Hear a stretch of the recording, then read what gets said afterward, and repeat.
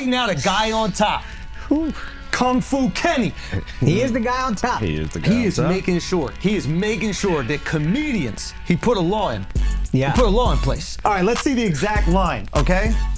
Don't let no white comedian talk about no black woman. That's law. Now, technically, squabble up in a jail cell. Here's what you gotta understand about Kendrick. It's very important to him to protect black women. That's why he's never done a song with an abuser confirmed. He's never done a song with anybody that's suspected of abuse. He's never threatened to remove his music from Spotify because they removed R. Kelly's music, who for sure fucked and held captive underage black women. Hold on. This is all very important to Kendrick. Wait.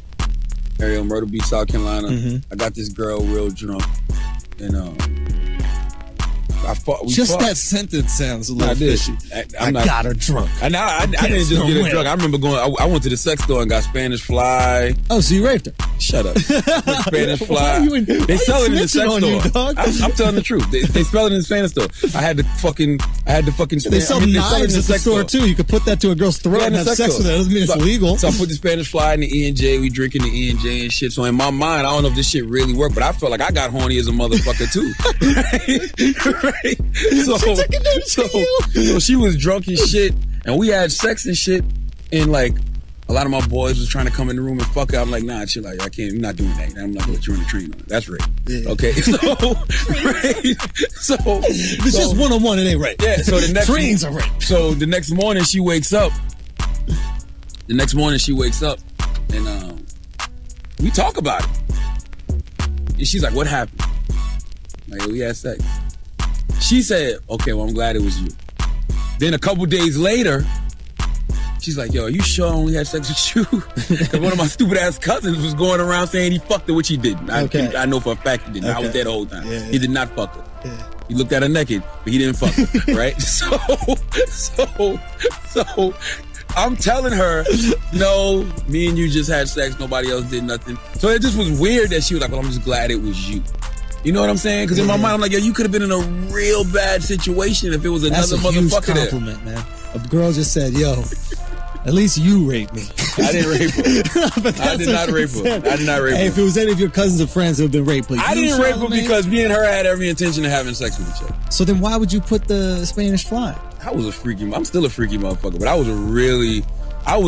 listen, was she passed out while you fucked her? What is the black girlfriend effect? You don't know about it. Glow up the other culture. Yeah, so you'll see a guy who's had a black girlfriend, all of a sudden he's got a buzz cut, like clean shape up. Glows up, bro. Yeah, I like that. They shave their hair because they start losing it. Because they're so stressed being around this black girl complaining about shit all the fucking time. That's why they gotta shave their hair. Nah, bro. White guys with black girlfriends, they grow a beard because there's more cushion when they get slapped the fuck out of. That's hilarious. I think the black girlfriend effect. It might be a protective instinct, bro. You think? Yeah. Do you guys have you ever had black girlfriends? Yeah. Have you ever had white girls? Yeah. Oh wow. Okay. What's your favorite?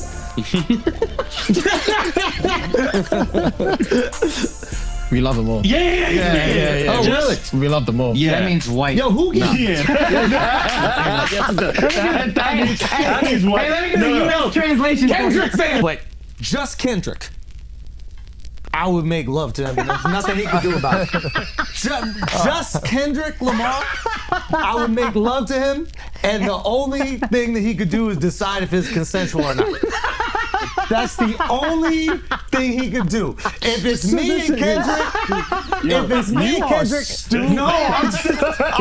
this is about physics. It's about physics. I don't even know if I'll get hard. But if we're in a cell, there's a chance that if we're in a cell and we're bored and we done tattooing each other, whatever you do in the cell, and we ran out of board games and we did all the other things, we cleaned everything, and I'm like, man, I might as well fuck you.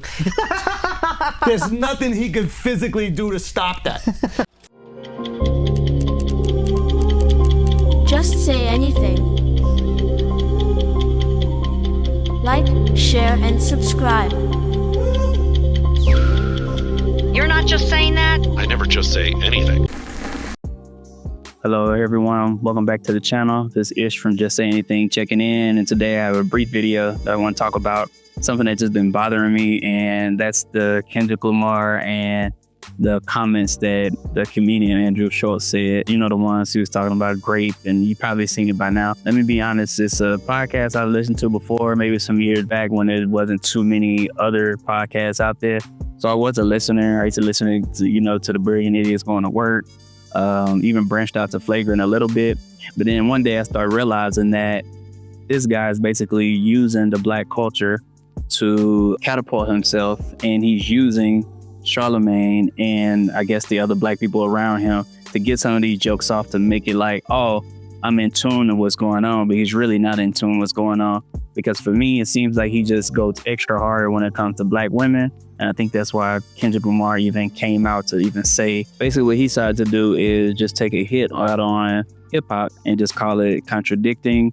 He's saying that, you know, black women are not protected in hip hop culture, which there are conflicting things with that, you know, but the fact that he took that and just want to take an agenda and want to say that all the hip hop is bad and, you know, all these other things, meaning that he just don't know what's going on. I even saw he even had a comment with Ice Cube's son. Ice Cube's son called him out for the comments that he made about graping Kendrick Lamar and referred back to his dad's song, No Vaseline, which, yes, the song sound like what it like, but he's basically using that as a metaphor, which he knows that, but he's just trying to combative and I guess trying to be funny. But to me, I just don't even see the jokes. It's not even funny to me. Like, just because you're talking about doing stuff to a man or talking about homosexual things or whatever you want to call it, no diddy, if you want to talk about those things, that just don't make something funny just because it's that. I see that a lot with Charlamagne and DJ Envy on Breakfast Club, but then he also used that white boy humor on the Brilliant Idiots as well. I think it just played out at this point. I think a lot of people are just tired of people that play like they're part of the culture, and we're very inviting. And that's a problem that I have, is everyone's always invited to the cookout. If they say a few things that you like, they like, oh yeah, come to this cookout. And it's like, yeah, I get what you're saying, but they don't invite us to their things. Yeah, so I've seen this type of behavior happen a lot on the Breakfast Club with DJ Envy and Charlamagne. They make a lot of those type of jokes. I guess we can call them butt jokes. They make a lot of those jokes, and it's really juvenile, to be honest with you. And that's something that us in the black community, we don't even play like that. Like, that's necessarily white boy humor. I'm just gonna call it what it is. But he's around those people. He want to make those jokes to make them laugh, make them feel more comfortable. But in the return, you have someone like Andrew Schulz who will disrespect black women, but I don't see him go as hard on his type of women or women that, you know, favors him. And I know that they say it's joke and it's freedom of speech, but I feel like at this point, people are just tired of the joke of being at the expense of someone else's joke, and they know that it has ill intent.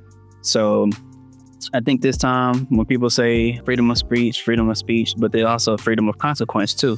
So someone like Andrew Schulz, I'm not saying that something's going to happen to him, but it might be 10 years down the line, 5 years down the line, but he's a little bit too loose and thinking that things can't happen to him. I mean, we just saw the United Healthcare person just get shot, not putting that on the same scale or saying that he's going to get shot or anything like that, but everyone's touchable. Consequences can always happen on certain things, you know, whistleblowers, whatever you want to call it. But it's just sad that basically he's just trying to troll his way to the top, because honestly, Kendrick Lamar didn't even say his name. He just said white comedians in general. And personally, I think that he wasn't necessarily talking about the white comedians. He was talking about the people sitting next to him, like a Charlamagne, who allowed these jokes, or whatever the guy name is on Flagrant. I forgot his name right now. But him.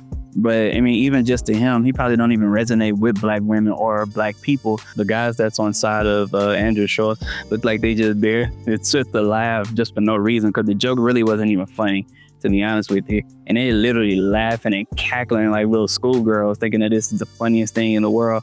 And it's like, bro, it's very just lowbrow. There's no thought about it or anything like that. And this is just someone requesting to say, hey, can you respect our women? Because the thing is, we believe that you actually believe those things. So if you say that it's a joke, yeah, it could be a joke. But if you believe those things, then it's not a joke anymore. This is how I feel. And now you're hiding behind the freedom of speech, and you're hiding behind this is a joke, and you're hiding behind these certain things. And to me, it's just being a coward. If you believe that, stand on that then. And I believe that people are holding you accountable to what's going on. So you can try to troll your way out of this one, but I believe even Charlamagne probably gonna have to say something about it, because at this point it's getting a little bit too flagrant for a lot of people, and people who even liked you. Like I said, at a certain point, I tolerated the podcast. It was cool. I liked it.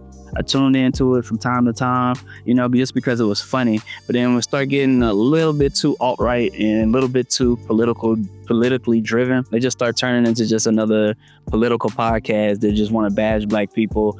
And every time it seems like when black people just say, hey, we don't like this, or hey, we don't like that, other people do it as well too. But for us, we always get criticized by just us as a people saying, hey, we don't like these certain things, we don't like this. Everyone has a certain point, but for us, when we speak it, we're sensitive, we're taking it out of context, we can't take a joke, all these other things. But it seems like every time a black person say, hey, we just don't like these certain things, or just we get offended by certain things. Because if it was another community, let's say for instance it was the Asian community, and someone said something offensive towards them, if they came out and said, hey, this was offensive, we don't like this, people would listen to them. And that's another one of my issues with this whole thing is Andrew Schulz is someone who benefited from the black community. And as soon as he got cool, or he didn't need the black community and he got white famous, then that's when these jokes start coming. Because at first, when Brilliant Idiots started happening, yes, they made jokes about all races, all that, cool.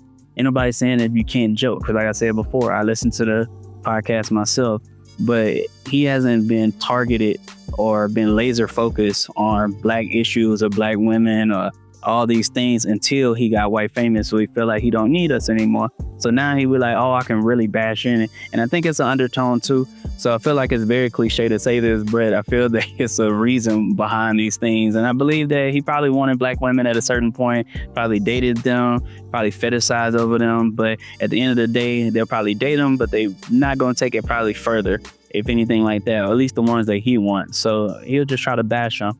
A lot of these red pills or these publications or podcasts always talk about how black women are undesired, they're the worst in dating apps, all these statistics and all this other stuff. But there are stats of being fetishized, because if you look up the analytics where it's, at the naughty websites that, that people go to, it's like somebody's looking at them. But I think it's a thing where black women necessarily might not want them.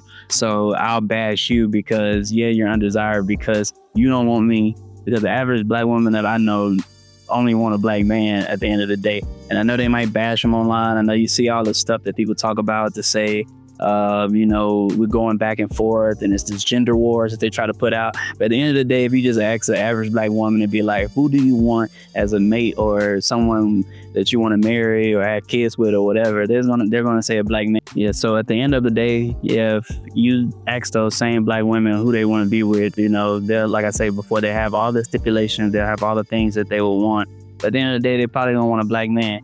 And just like other races as well too. So it's like, yes, it's going to be undesired if we're a certain percentage of the population, but if we're the most searched when it comes to being fetishized, meaning that at night you might want them, you know what I'm saying? That means that you want them during the day too, but you can't get them. So the best thing to do is something that I can't get, you bash them. It's the same way with the kid at school. Everyone got the Jordans, everyone got the nice shoes.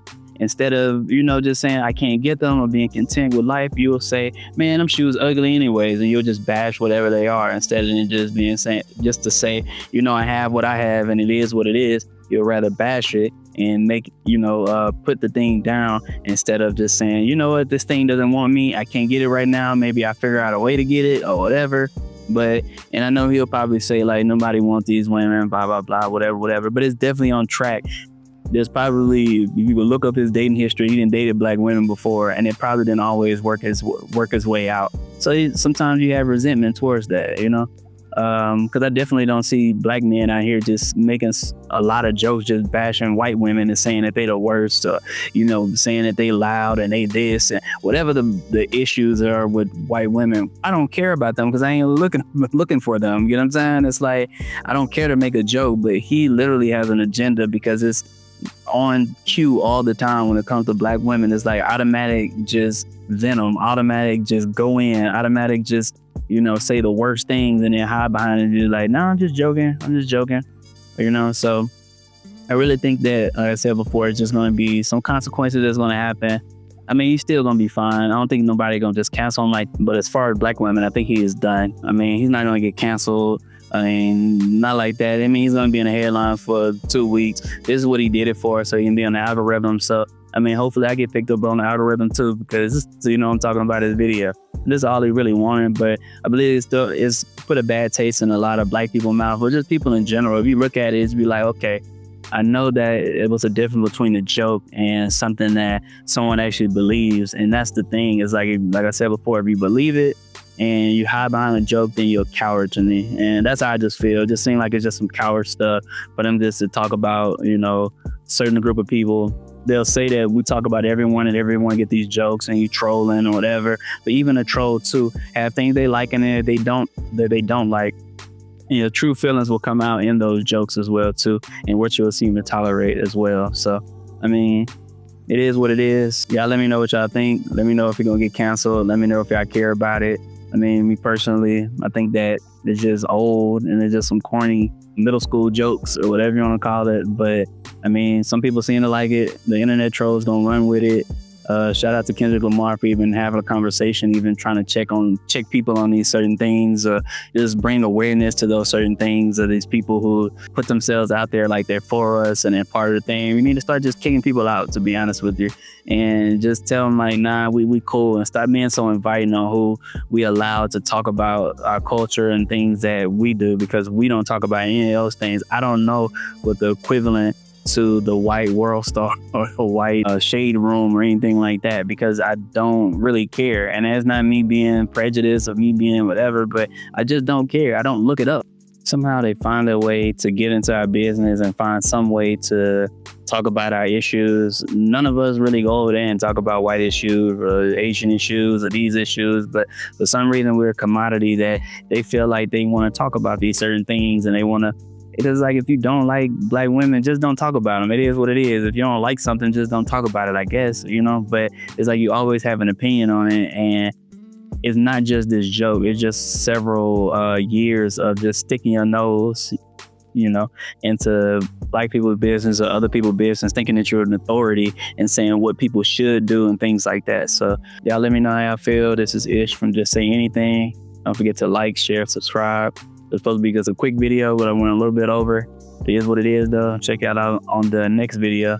Y'all stay real, hold it down, stay brown, stay black. I'm out. Just Say Anything. Like, share, and subscribe. You're not just saying that? I never just say anything.